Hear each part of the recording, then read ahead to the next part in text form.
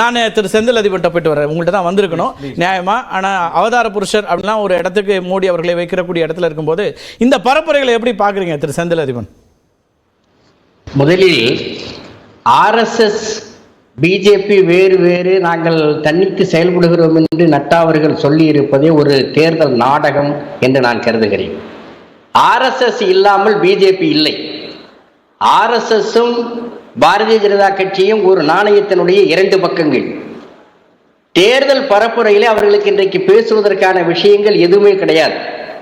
ஏனென்றால் மீண்டும் ஒரு முறை 10 ஆண்டுகளுக்கு பிறகு மீண்டும் ஒரு வாய்ப்பு மோடிக்கு அவர்களுக்கு வழங்கப்படுமானால் இந்தியாவிலே நாடாளுமன்ற ஜனநாயகம் என்பதே இருக்காது, அரசியல் சட்டம் என்பதே செயல்படுவதற்கு வராது, முடக்கப்பட்டு விடும், மாநிலங்களுடைய உரிமைகள் பறிக்கப்பட்டு இந்தியா என்பது அதிகார குவியல் மிக்க ஒற்றை அதிகார மிக்க ஒரு இந்து ராஷ்டிரமாக கட்டமைத்துவிடும் என்று இந்தியா கூட்டணி தலைவர்கள் நாடு முழுவதும் பேசக்கூடிய வலிமை மிகுந்த பிரச்சாரம் இன்றைக்கு நாட்டு மக்களிடத்திலே வடக்கு தெற்கு கிழக்கு மேற்கு எல்லா பகுதிகளிலும் இது எதிரொலித்திருக்கிறது.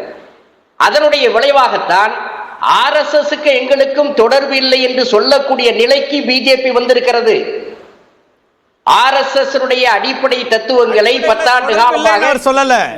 தன்னிறைவடைந்திருக்கிறோம். RSS களப்பணிகள் ஆரம்பத்தில் எங்களுக்கு தேவையா இருந்துச்சு. இன்னைக்கு பிஜேபியே வளர்ந்துருக்குது. நாங்க தன்னிறைவடைந்த இடத்துக்கு போயிருக்கோன்றாங்க. RSS எதிர்க்கல. RSS எதிர்ப்பதாக நான் சொல்லவில்லை, எதிர்ப்பதாக சொல்லவில்லை. தன்னிறைவடைந்து விட்டோம், அவர்கள் தயவு தேவையில்லை என்ற பொருளிலே ஜேபி நட்டா சொல்லுவதே ஒரு தேர்தல் பிரச்சாரத்தில் வைக்கக்கூடிய ஒரு நாடக வார்த்தை. ஏனென்றால் RSS என்ன சொன்னதோ அதை நடைமுறைப்படுத்தி இருக்கிறார்கள் 10 ஆண்டு காலத்தில். 370 ஆர்டிகல் 370 கூடாது என்று 1951 எதிர்த்தது RSS. சியாமா பிரசாத் முகர்ஜி ஜனசங்கத்தினுடைய தலைவர் காஷ்மீருக்கு பயணம் போனார், அன்றைக்கு எதிர்த்தது. அதை நடைமுறைப்படுத்தி காட்டிவிட்டார்கள் 2019. அதை போல பொருளாதார இடஒதுக்கீடு வேண்டும் என்று சொல்லி நாடாளுமன்றத்தில் 1951 இந்தியாவினுடைய முதல் அரசியல் சாசன சட்டம் திருத்தப்பட்ட நேரத்தில், அதற்கு தடை வந்த நேரத்திலே தந்தை பெரியார், பேரறிஞர் அண்ணா, திராவிட இயக்கம் இங்கே போராடிய காரணத்தினால் பண்டித ஜவஹர்லால் நேரு அரசியல் சட்டத்தினுடைய முதல் திருத்தத்தை முன்மொழிந்து பேசிய நேரத்திலே அதிலே பொருளாதார ரீதியிலே இடஒதுக்கீடு வேண்டும் என்று வலியுறுத்தியவர் சியாமா பிரசாத் முகர்ஜி, மறந்துவிடக் கூடாது. அதை நடைமுறைப்படுத்தினார்கள். பாபர் மசூதி இடிக்கப்பட்ட இடத்தில் ராமர் கோயில் கட்ட வேண்டும் என்பது RSS சித்தாந்தம்.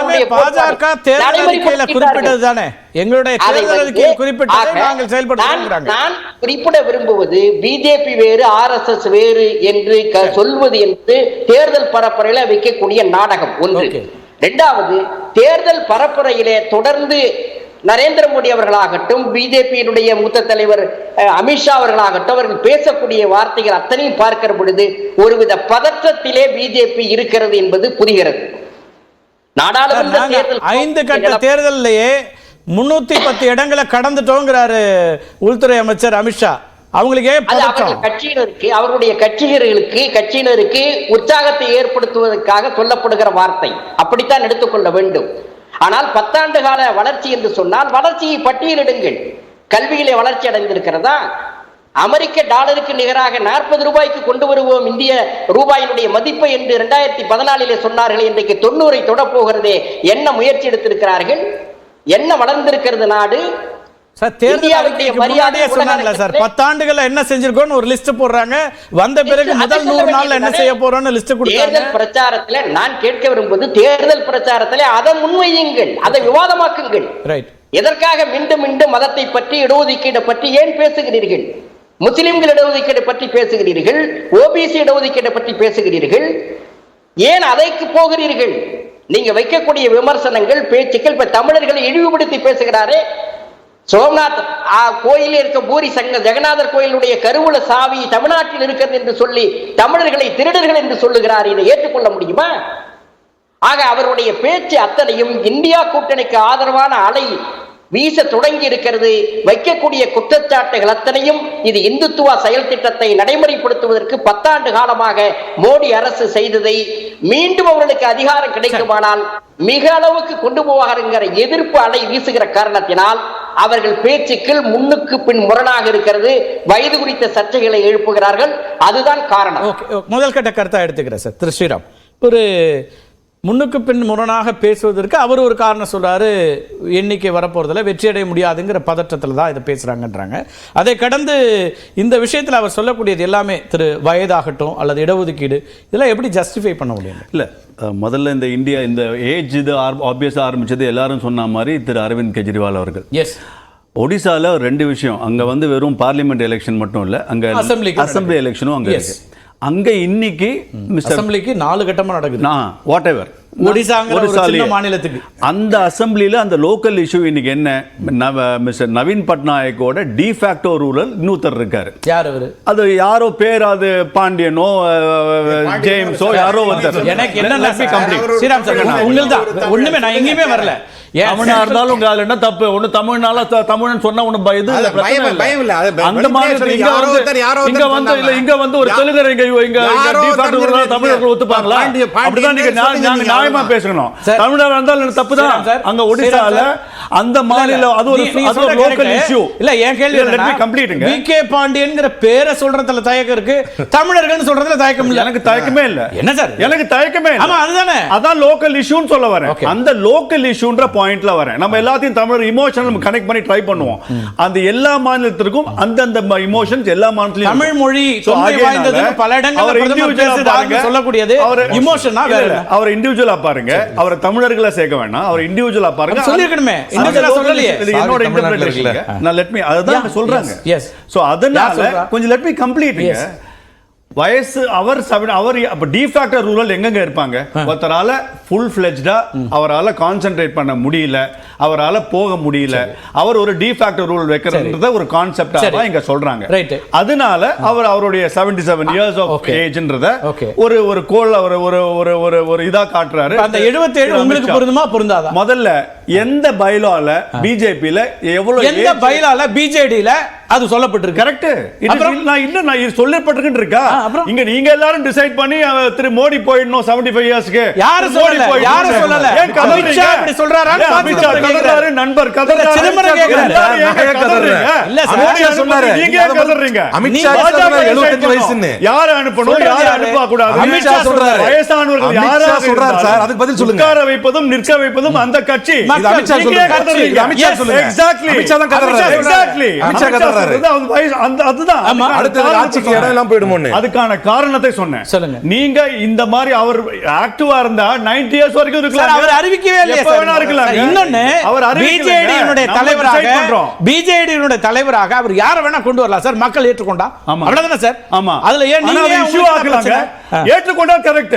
ஆனா அந்த இஷ்யூ ஆக்குறதுல யார் இஷ்யூ பதில் கேட்கலாம்ல? யார் இஷ்யூ ஆக்குறா? அதே இஷ்யூ உங்களை கேட்கலாம்ல? பதில் தான் ஆக்குறீங்க. தமிழர்கள் ஏன் கொண்டு வரீங்க? அதே இஷ்யூ பதில் உங்களை கேட்கலாம்ல? அப்படிதான் கொண்டு வருவாங்க. 77 கொஞ்சம் இருங்க. எப்படி கொண்டு வருவீங்க? கார்த்திகை செல்வன். தமிழர்கள் எப்படி கொண்டு வருவீங்க? கார்த்திகை செல்வன். தமிழர்கள் தமிழ்நாட்டுல நீங்க ஒரு தமிழ்நாட்டுல வேறு மாநிலத்தில் யாராவது ஒருத்தரை இங்க ஆள நீங்க வந்து நீங்க ஒரு இருங்க ஒரு கட்சி ஏன் அவர் எம்ஜிஆர் வந்து மலையாளின்னு பேசலையா? இங்க ஆட்சி பொறுப்புல மக்கள் உட்கார வச்சாங்களா இல்லையா? ஜெயலலிதா தொடர்ந்து ஆட்சி பொறுப்புல மக்கள் தேர்ந்தெடுத்தாங்க. நீங்க சொல்ற பாயிண்ட்க்கே வாங்க. கரெக்ட்டா மாட்டீங்க. பேசினாங்களா இல்லையா? என்ன மாட்டு சொல்லுவாங்க? இவர சொன்னீங்க. விஷயத்துக்கு வாங்க. இவர சொல்றேன். பாயிண்ட் என்ன? அங்க இங்க மலையாளின்னு பேசினாங்களா இல்லையா? யார் பேசுனா? இங்க தமிழ்நாட்டுல பேசினாங்க. திமுக பேசலையா? மேடம் ஜெயலலிதாவை மைசூர் ஆட்சி பேசலையா? அதே மாதிரி அங்க திமுக பிஜேபி ஒண்ணா? மக்கள் ஏத்துக்கொண்டா திமுக பிஜேபி ஒண்ணா சார்? எங்க பேசுறது நான் என்ன சொல்றேன் sir? Political party with difference சொல்லாதீங்க சார். அப்ப பிஜேபி பார்ட்டி வித் டிஃபரன்ஸ் கிடையாது. Difference on corruption, difference on nation, difference on all the difference. ஆனா பொலிட்டிக்கல் இதுல எல்லாம் டிஃபரன்ஸ் சொல்லவே இல்ல. பார்ட்டி வித் டிஃபரன்ஸ் இருக்கு. கரப்ஷன்ல இருக்கு. தமிழ்நாட்டுல முதல் கட்ட தேர்தல் டைனாசிட்டி பாலிடிக்ஸ்ல இருக்கு. முதல் கட்ட நேஷன் ஃபர்ஸ்ட்ல இருக்கு. தமிழ்நாட்டுல முதல் கட்ட தேர்தல் நடக்குது. தேர்தல் நேரத்துல தமிழ்நாடு குறித்து, தமிழ் மொழி குறித்து, தமிழ் மக்கள் குறித்து அவ்வளவு அக்கறையா பேசுறீங்க சார். இன்னைக்கு என்ன பேசுறோம்? இன்னைக்கு வந்து தென்னிந்தியர்கள் வட இந்தியர்களுக்கு எதிராக இருக்கிறார்கள். அப்புறம் தமிழர்கள் ஆட்சி பொறுப்புக்கு வரலாமா? தமிழ்நாட்டுல தான் சாவி இருக்கு. பேசலாமா? என்ன சார் நான் பேசலாமா? சொல்லுங்க. இங்க பேசினதா இல்லையா? இங்க வந்து கக்கூஸ் கழ வர வராங்க வட இந்தியன்னு இங்க பேசினாங்களா இல்லையா? இங்க பானிபூரி வந்து விக்கிறவங்க வந்தாங்களா இல்லையா? இப்ப எத்தனை லட்சம் பேர் மூலையில தமிழ்நாட்டுல வந்து வேலை செய்றாங்கன்னு பேசின போதெல்லாம் உங்க வாயை இவ்வளவு பெருசா கிழிச்சு பேசுறது. நீங்க பேசினத வட இந்தியால சொன்னா உங்களுக்கு பயம் வருது இல்ல? அரசாங்கம் என்ன சொல்லுச்சு? ஐயோ ஓட்டு போயிடுது அரசாங்கம் என்ன சொல்லுச்சு? அப்படி வரும்போது கோவிட் வாயை திறக்காம நீங்க பேசாம இருக்கணும். பீகார் பேசிய போலியா ஒரு வீடியோ வெளியிட்ட போது உங்களுக்கு பயம் வந்தா அப்ப நீங்க என்ன பெரிய தலைவர்கள்? போலி வீடியோ பேசினதுல தவறுன்னு சொல்லிட்டு பேசாம இருக்கீங்களா? தமிழ்நாடு அரசாங்கம் உங்களால முடியல இல்ல? we are with you தைரியமா உங்களால நிக்க முடியல சொன்னாங்க. we are with you ன்னு சொன்னாங்க. இந்தி கூட்டணியில தைரியமா ஆமா தமிழ்நாட்டில் பேசினாங்க உங்களால ஏன் சொல்ல முடியல? சார் நான் திருப்பி சொல்றேன் சார், தமிழ்நாடு அரசாங்கம் மைக்ரன்ட் லேபர்ஸ் விஷயத்துல ஆன் ரெக்கார்ட் என்ன சொல்லப்படாதீங்க தமிழ்நாடு சொன்னது மோடி சொல்லுவாரா? ஒரு கவர்னர் வடநாட்டுக்காரன் ஆயிராரு, அந்த கவர்னர் வந்தா தமிழ்நாட்டுக்காரன் ஆயிராரு. வட இந்தியர்கள் இங்க பானிபூரி விற்க வரான்னு சொல்ற போது அதற்கு தவறு மனசு புரியுதாரா இல்லையா? மோடி தெரியுமாரா? நாகாலாந்துல இருந்து அவர் ரவி அவரை அமிச்சான்னு சொல்ற போது உங்க வாய் ஏன் கூசல? அப்ப அங்க சொல்றத சொல்லதான் சொல்லுவாங்க. உங்களுக்கு நான் வழக்கம் இல்லைன்னா இன்னைக்கு நீங்க பயந்தீங்கன்னா அது உங்க பிரச்சனை. சார் நான் என்ன கேக்குறேன், ஒரே நிமிஷம் உங்க பாயிண்ட் நீங்க சொல்லக்கூடியது திமுகவில் இருக்கக்கூடிய ஒரு அமைச்சர், திமுகவில் இருக்கக்கூடிய நாடாளுமன்ற உறுப்பினர், ஒரே நிமிஷம் சார், ஒரே நிமிஷம் நான் சொல்றேன், கேள்வி எடுத்துக்கங்க. அவங்க இப்படி சொன்னாங்க, அதுக்கு நாங்க கவுண்டர் பண்றோம்ன்றீங்கல, அதுக்கு நீங்க என்ன சொல்லிருக்கணும்னா திமுகன்னு சொல்லிருக்கணும், திமுக பதில் சொல்லிருக்கோம். தமிழர்கள் எப்படி சார் சொல்ல முடியும்? தமிழ்நாட்டுல சாவி இருக்குன்னு எப்படி சொல்ல முடியும்? அது வேற, ரெண்டுமே தமிழ்நாடு, ரெண்டுமே தமிழ்நாடு கிளியரா சொன்னாரு.